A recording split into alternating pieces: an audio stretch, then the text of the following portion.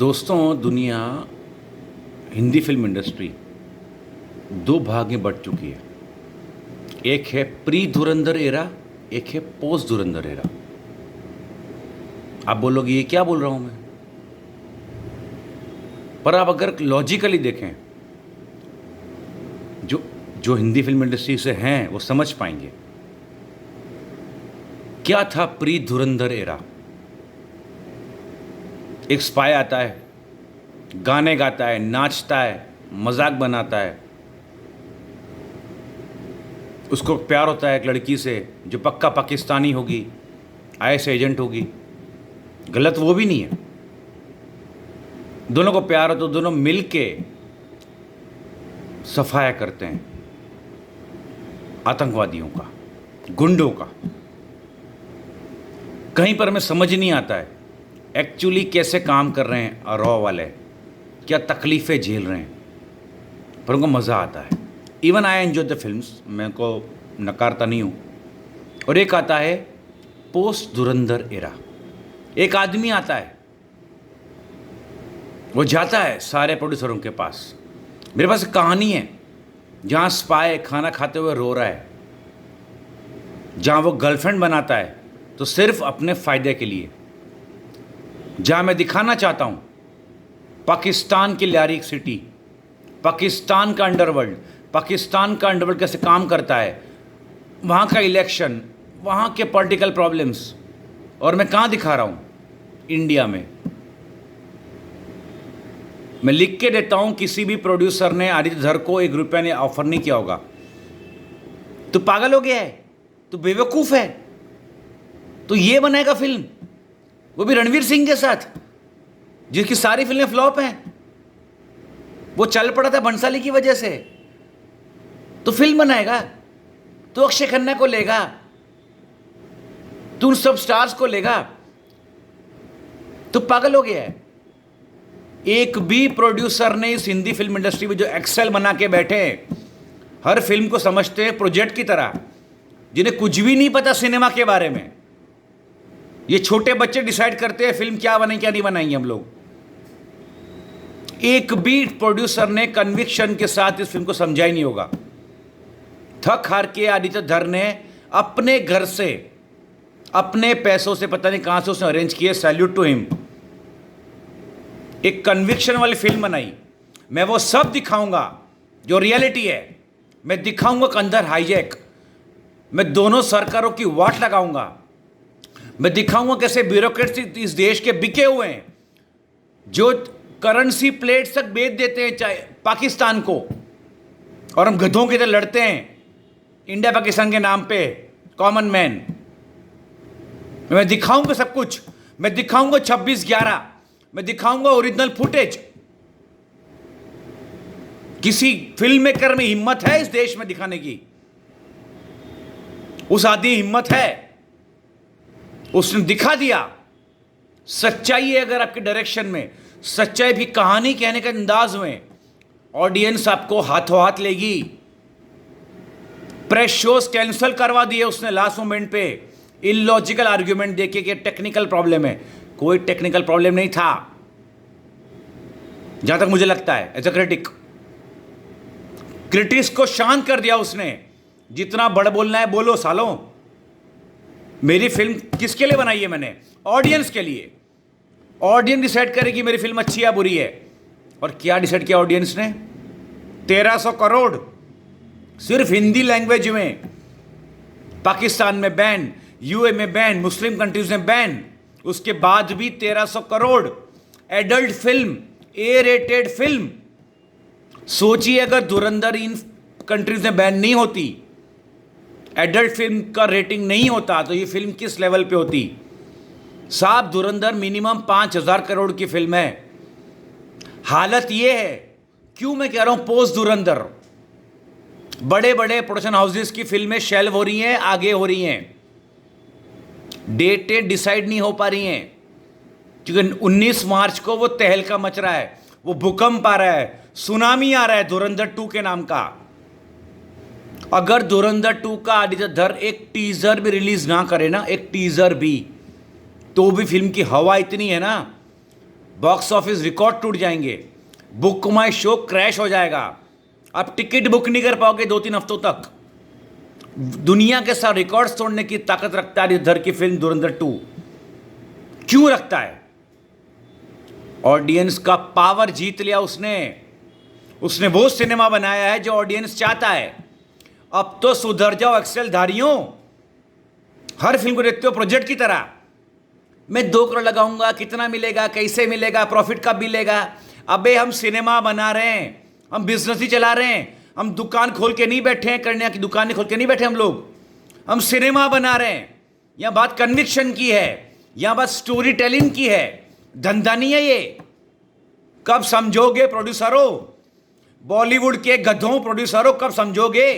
तुम्हारे पास 200-300 करोड़ हैं फालतू फिल्मों के पीछे जो सिर्फ साली फ्लॉप हो रही हैं, डब्बे की तरह बिक नहीं रही हैं तुम्हारी फिल्में। तुम्हारे पास 5-10 करोड़ नहीं है एक अच्छा सिनेमा बनाने के लिए। सुधर जाओ एक्सेल धारियों, सुधर जाओ। निकालो इन सब MBA ग्रेजुएट्स को अपनी नौकरियों से। सिनेमा बनाओ, आम आदमी के लिए सिनेमा बनाओ। Cinema is for common man. दिखा दिया धुरंधर ने वो जो आज से हमें 25 साल पहले दिखाया था आमिर खान प्रोडक्शंस की पहली फिल्म लगान ने। Conviction of producer, conviction of director, conviction of writer of every department. हम कुछ बना रहे अलग। क्या बना रहे हो आप? धोती पहना हुआ हीरो, शरत मंजूर है, अवधि बोला हुआ हीरो, 3.5 घंटे की फिल्म 2001 में बनाया आमिर खान ने। दिखा दिया उसने, सिनेमा इज पावर। अब तो समझ लो, फंडिंग करना बंद करो फालतू फिल्मों में, फालतू की लव स्टोरीज में, फालतू की सो कॉल्ड अर्बन सिनेमा में जिसमें कोई दम नहीं है। न स्क्रिप्ट में दम है, न कहानी में दम है, न परफॉर्मेंस दम है। बड़े बड़े स्टार को लेना बंद करो, सीखो। एक आदमी ने पूरा इंडस्ट्री हिला दिया है। कोई नहीं मानेगा, क्रिटिक्स भी नहीं मानेंगे, बड़े बड़े प्रोडक्शन हाउस भी नहीं मानेंगे, अंदर से सब मानते हैं। धुरंधर ने वो सिखा दिया हमें, power of actual cinema, power of actual stardom. धुरंधर में सबसे ज्यादा स्क्रीन टाइम किसका है, इंपॉर्टेंस किसका बनाया गया? अक्षय खन्ना का, जो मेन हीरो नहीं है। मेन हीरो कौन है? रणवीर सिंह। बहुत शांत है, सबटल है। इतना कन्विंसिंग पावर कैरेक्टर्स को लेके किसमें है? आदित्य धर में है। अब तो समझ जाओ वो प्रोड्यूसरों, कब सीखोगे ये? स्टार चाहिए, स्टार चाहिए, स्टार चाहिए। बंद करो ये नाटक, बंद करो ये तमाशा। हजारों लाखों करोड़ों राइटर्स बैठे, डायरेक्टर्स बैठे, जिनके पास वो टैलेंट है।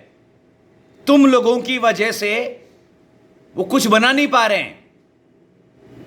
अब तो समझ जाओ, धुरंधर ने सब कुछ सिखा दिया है।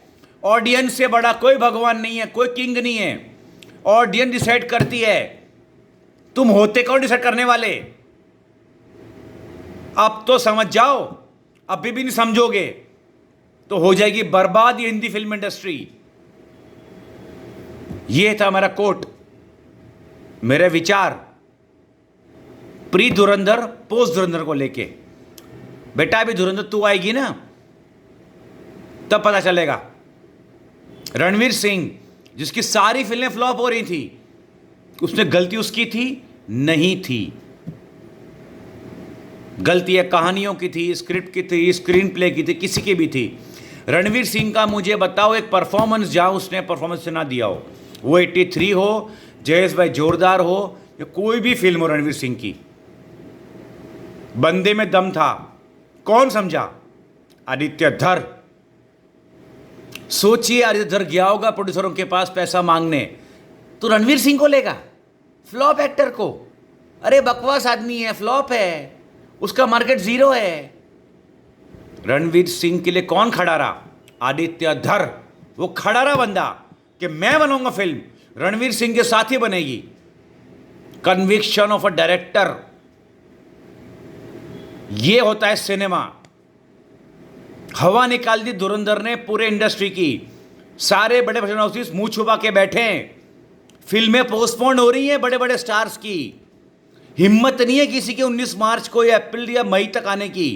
पता है कि ये धुरंधर वेव, धुरंधर पार्ट 2 का वेव 2-3 महीना चलेगा, भयानक वाला चलेगा। अगर फिल्म थोड़ी भी अच्छी निकली ना, नहीं भी निकली तो फाइनेंशियली को लॉस नहीं धुरंधर को। There is earn so much कि उसको पार्ट 3 पार्ट 4 के लिए भी लॉस नहीं है। लेकिन मुझे पता है आदित्य धर परफेक्ट सिनेमा बनाएगा। लिख के ले लो भाई, धुरंधर 2 हवा निकाल देगी पूरे इंडस्ट्री की। ये सो कॉल्ड प्रोडक्शन हाउसेस जो अपने एसी रूम में बैठ के डिसाइड करते हैं ना, स्टार्स को साइन करना है, उन्हीं को लेना है, वही कचरा कहानियां बनानी है, ये सब हवा हो जाएंगे, ये सब धूल चाटेंगे।